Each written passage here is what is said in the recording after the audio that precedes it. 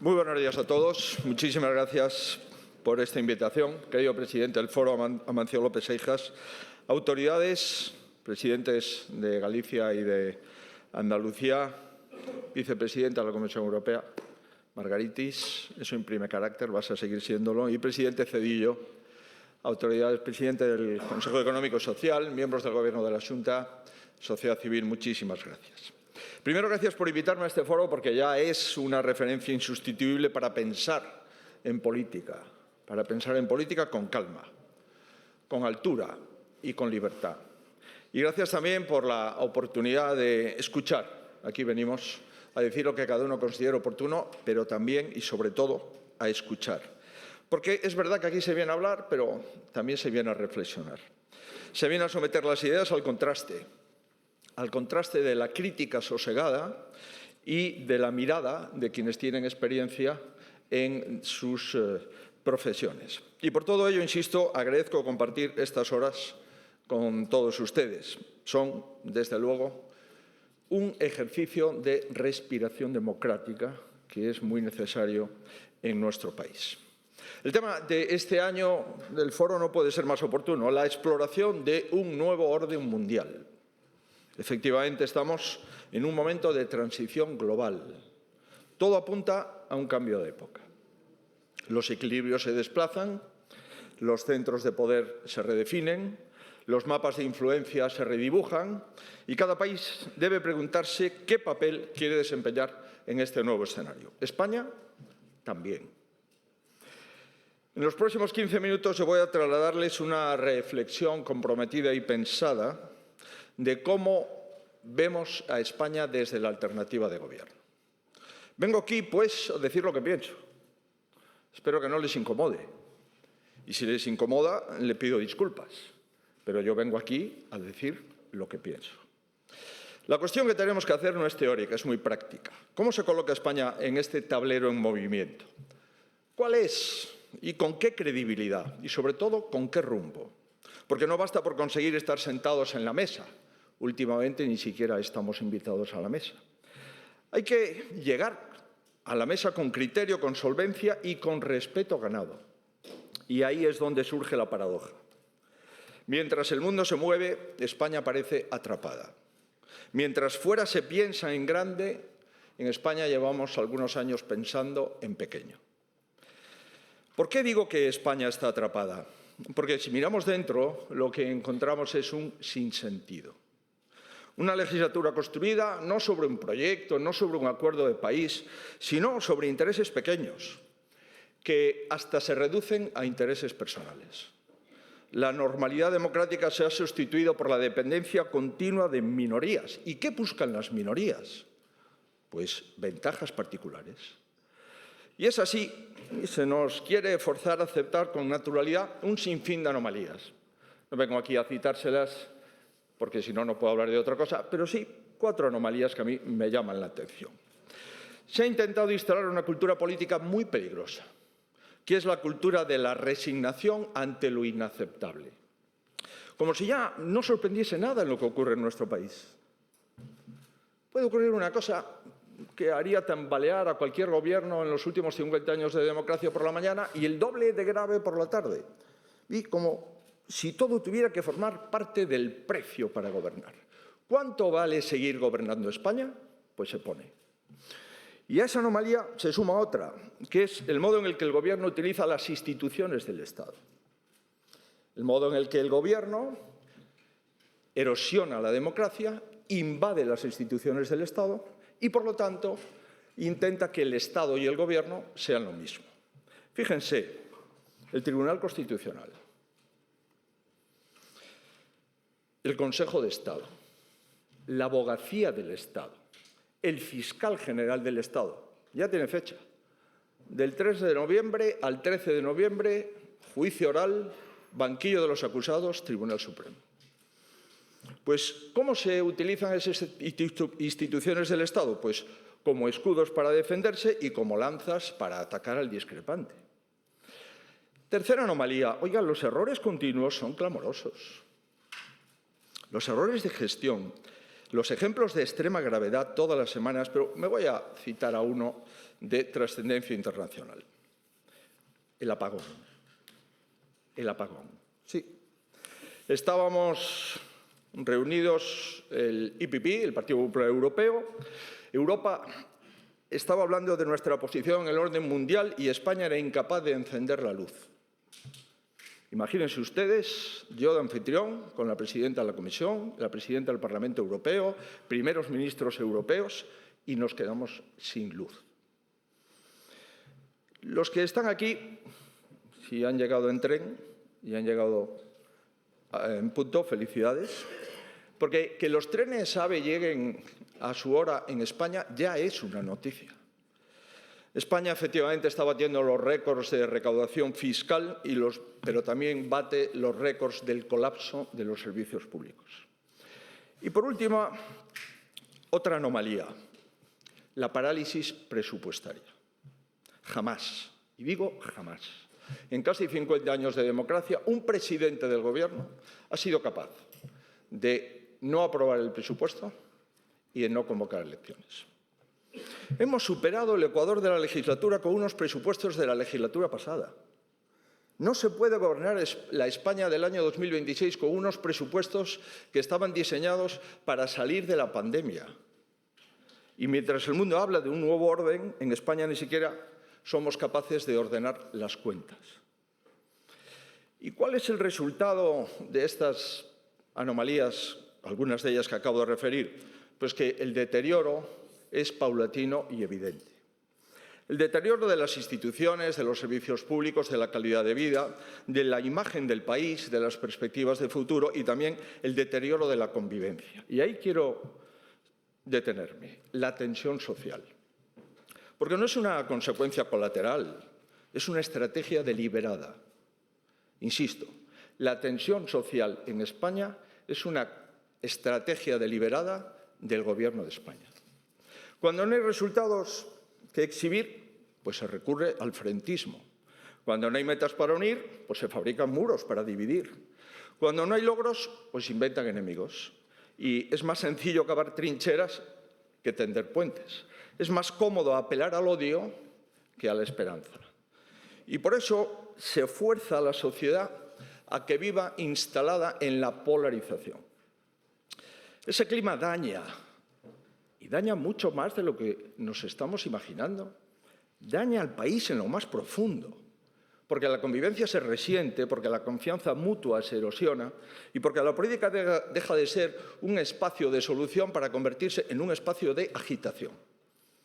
Lo peligroso es la tentación que genera, la tentación de responder en el mismo terreno, la tentación de creer que si tiramos fuerte en sentido contrario, el país avanzará. Todos sabemos que lo que ocurre si dos fuerzas tiran con la misma intensidad desde extremos opuestos. Lo que producen no es un avance, es que el país se desgarra. Es un juego en el que nadie gana, todos perdemos. Y quiero añadir algo. No todos los que participan en esta dinámica son los que la inician. Otros entran por cálculo, por desubicación o por conveniencia. Ahora la polarización tiene cómplices, no solo responsables. Quien cede al juego del muro le añade ladrillos. Y quien participa del enfrentamiento frontal como arma cotidiana perpetúa ese enfrentamiento. Y poco a poco se erosiona el espacio del sentido común, el espacio del encuentro, el espacio que hace posible la política en el sentido más noble del término, que en mi opinión no hay otro sentido. Y no lo olvidemos. Puede que el interés que lleva a unos y a otros a compartir estrategias sea distinto, pero una misma estrategia, la de unos y la de otros, llega al mismo resultado. Es decir, en este caso, a que todo siga igual y que España siga deteriorándose. Por todo lo dicho, conviene recordar cuál es la tarea de cada uno. ¿Cuál es la tarea de la generación política a la que pertenecemos? Ayer ustedes hicieron un acto entrañable, justo, un acto de altura, que fue entregarle a dos arquitectos de la democracia el reconocimiento del premio Josep Piqué, Miguel Herrero y Miquel Roca. Convirtieron la política justamente en lo contrario para lo que se utiliza ahora. La convirtieron en una herramienta para proporcionar libertad y bienestar. Y las dos Españas se convirtieron en una, diversa, compleja, pero en una. ¿Cuál es nuestra tarea hoy? En mi opinión, la tarea de la política hoy, al menos mi tarea, es la tarea de la reconciliación. La reconciliación que permita afrontar unidos los retos nacionales, que tenemos muchos, y los internacionales que han sido descritos a lo largo del foro. Se ha perdido este común denominador que permite hablar de la existencia de una comunidad. Una pérdida que no solo nos afecta a los españoles, sino que afecta a muchas naciones en Europa. Difícil reforzar la unidad europea mientras está pendiente la unidad de los Estados que la integran. Por eso hablo de reparación, porque España necesita cambiar. No podemos con más de lo mismo. España no necesita más tensión, necesita más cordura. Y que no necesita más división, necesita que todos nos reconozcamos como compatriotas, con nuestras diferencias, por supuesto, pero también con lo mucho que tenemos en común en los últimos 500 años. ¿Y qué significa reparar España? Pues reparar España significa que la verdad prevalezca sobre la mentira, que los principios prevalezcan sobre la falta de integridad, que la limpieza prevalezca sobre la corrupción, que la igualdad prevalezca sobre el privilegio, que la sensatez prevalezca sobre el sinsentido y que el servicio prevalezca sobre el interés personal. Si ustedes me dicen, oiga, ¿usted cómo resumiría su propuesta de reparar España? Yo les diría, tirar abajo el muro. Tirar abajo el muro que hoy divide artificialmente a los ciudadanos desde hace algunos años. La auténtica división política de nuestro tiempo ya, en mi opinión, no es entre izquierdas y derechas, ni entre supuestos buenos o supuestos malos. Hoy hay que elegir entre quienes quieren que todo siga igual, alimentando la fragmentación, el más de lo mismo, la decadencia, y quienes creemos que España necesita unidad, cambio y reparación. Vamos a unir el país, vamos a hacer cosas que merezcan la pena y vamos a reparar España. ¿Y qué exige esa reparación? Exige que la política vuelva a tener sentido. Primero, sentido común. Ese es el auténtico cambio. Hoy lo verdaderamente rompedor es la cordura. Lo verdaderamente revolucionario es la sensatez. Segundo, después del sentido común, sentido de pertenencia. Lo que compartimos, lo que nos identifica, lo que nos une. Lo que sienten los hogares, en la calle, lo que siente la gente en los centros de trabajo, lo que siente la gente cuando se divierte, cuando viaja. Y tercero, sentido como dirección, porque un país no puede vivir instalado en la improvisación. Un país, como una familia, un proyecto de trabajo, una organización compleja, necesita proyecto, necesita horizonte y necesita rumbo. La frase de Adolfo Suárez creo que vuelve a tener toda la vigencia, elevar a la categoría política de normal lo que a nivel de la calle es normal. Pues es muy simple, pero en este momento imprescindible. ¿Y es así la política de hoy? Mi empeño, les aseguro que sí. ¿En qué estamos y en qué estoy trabajando? Y concluyo. Me decía el presidente Zedillo, ¿cómo se ha ido usted de aquí con lo bonito que es esto? Pues, presidente, ¿en qué estoy trabajando y en qué está trabajando mi partido? Pues trabajamos en esa dirección, en hacer propuestas.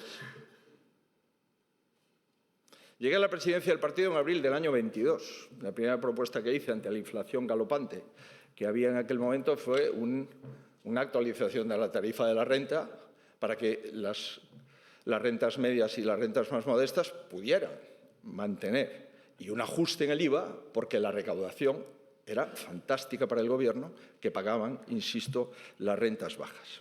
Un 22% de incremento del IPC, un 39% de incremento de los alimentos. sin haber deflactado la tarifa del IRPF. Es un negocio para el Gobierno que pagan los trabajadores. Un incremento del salario mínimo interprofesional y que por primera vez ese salario tribute en renta es un negocio para el Estado que pagan las empresas y los trabajadores. Por tanto, lo que hemos propuesto, y les aseguro, estuve a punto de traer los documentos para que ustedes viesen las propuestas. Porque la idea de que el PP no propone, no conozco ningún partido en la oposición que haya presentado tantas propuestas como el Partido Popular en los últimos 3 años. 31 leyes aprobadas en el Congreso de los Diputados. Cedillo comentaba que desde el Gobierno se puede destruir la democracia. Efectivamente, tenemos un sistema bicameral, Senado y Congreso. Cualquiera de los dos puede legislar, pero los dos tienen que ratificar lo legislado. El Senado ha aprobado 31 leyes, de las cuales 17 con el voto de otros grupos parlamentarios. Llevando los votos de esos grupos parlamentarios al Congreso, se aprobarían 17 leyes. De las 31, todas están bloqueadas en el Congreso de los Diputados. Bien, porque la mesa no las admite a trámite. Bien, porque se señala ponencia y no se reúne. Bien, porque se señala ponencia y se prorroga. En ningún caso, ninguna de esas leyes ha sido aprobada. Vengo de Cataluña. El 40% de las ocupaciones ilegales que se producen en España se producen en el área metropolitana de Cataluña. Hemos tenido hace poco un contacto con nuestros colegas franceses. No pueden entender que el propietario de una vivienda no pueda recuperar su propiedad y que, sin embargo, tenga que seguir pagando los impuestos. 25.000 personas en España, 25.000, no pagan la renta al arrendador. No se puede entender esta situación de inseguridad jurídica máxima que hemos vivido con un derecho como es el derecho a la vivienda protegido en nuestra Constitución. Hemos planteado propuestas de regeneración democrática y todavía vamos a tener que preparar más.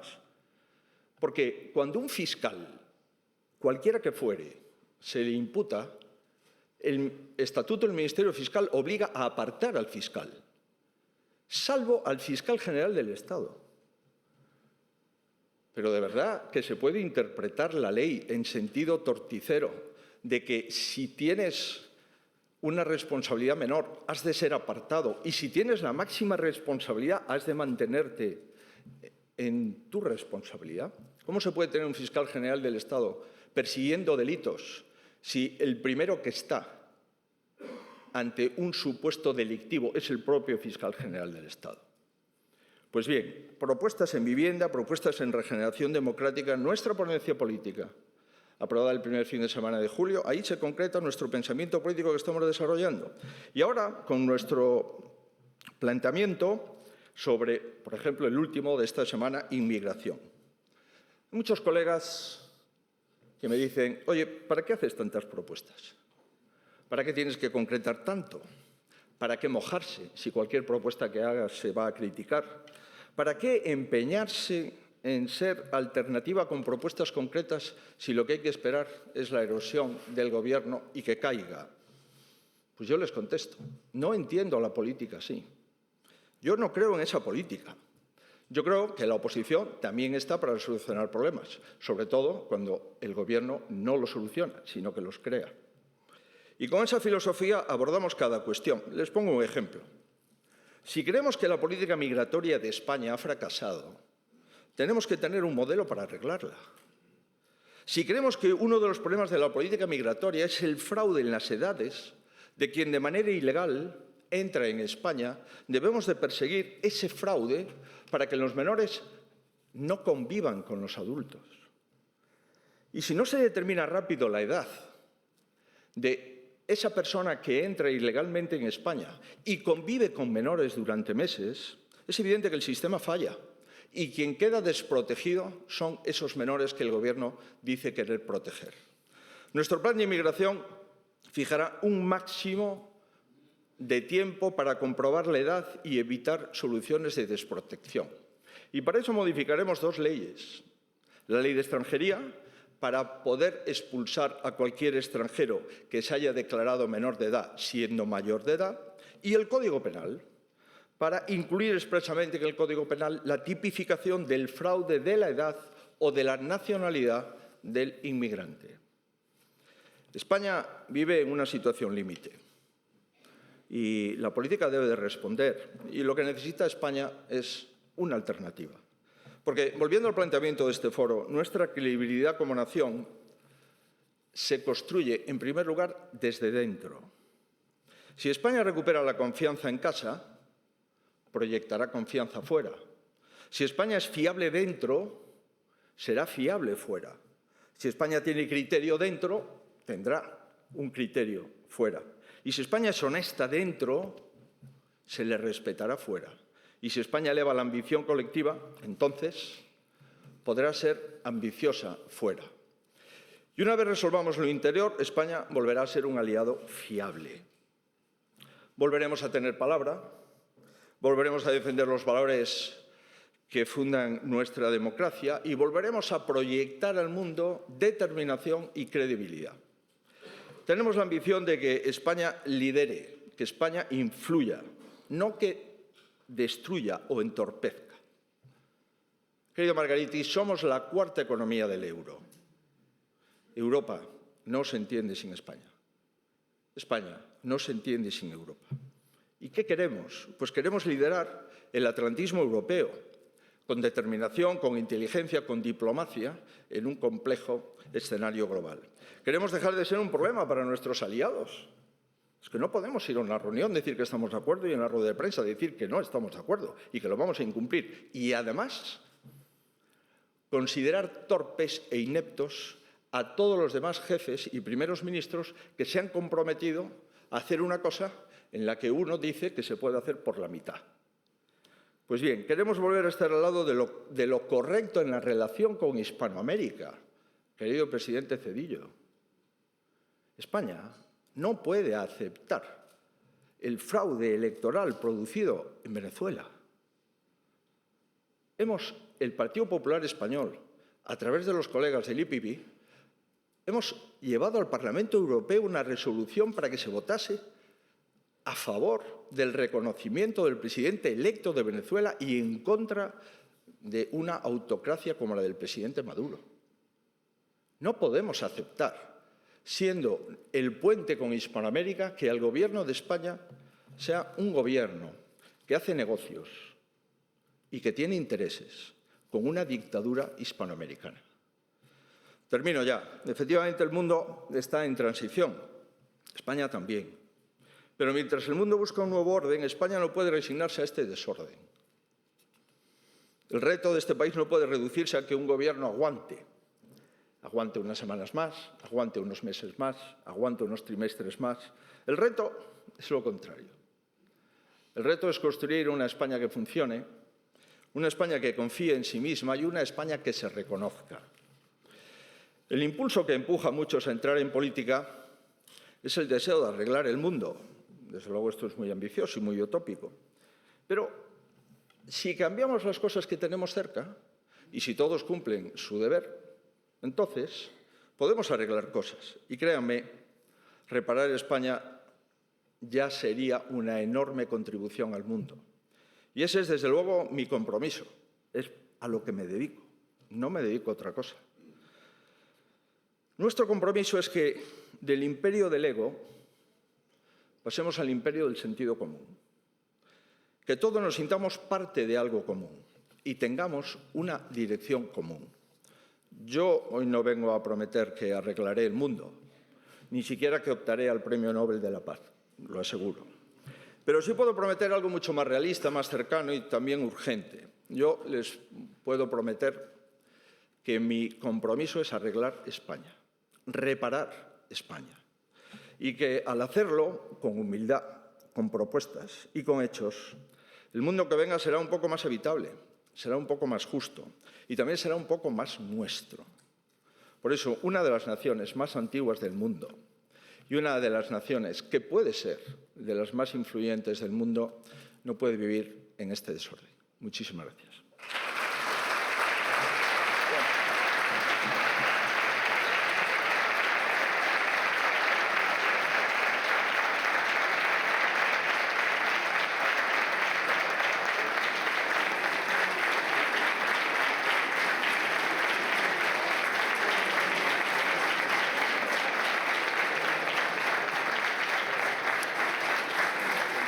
Muchas gracias.